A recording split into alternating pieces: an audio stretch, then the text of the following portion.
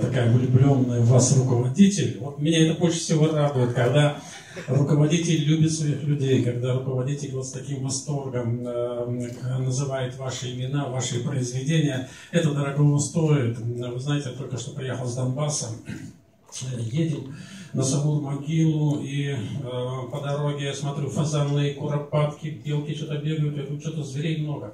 Во время войны охота запрещена. Я вдруг понимаю, что на войне людям разрешено убивать только людей.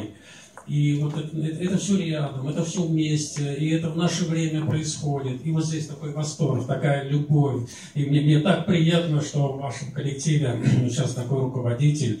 Я кланяюсь вашей мудрости, потому что несколько недель назад мне позвонил заместитель министра Республики Крым и говорит: Николай Федорович, что делать? У нас создана 11-я писательская организация в Крыму. За 4 года русской весны.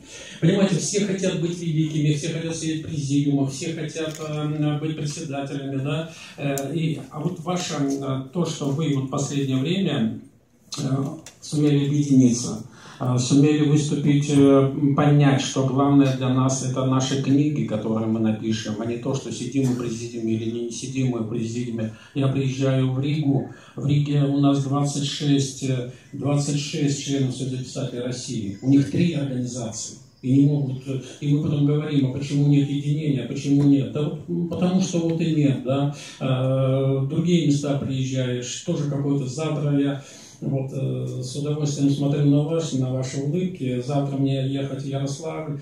Там не очень хорошая обстановка, да, будет собрание, переизбирать председателя.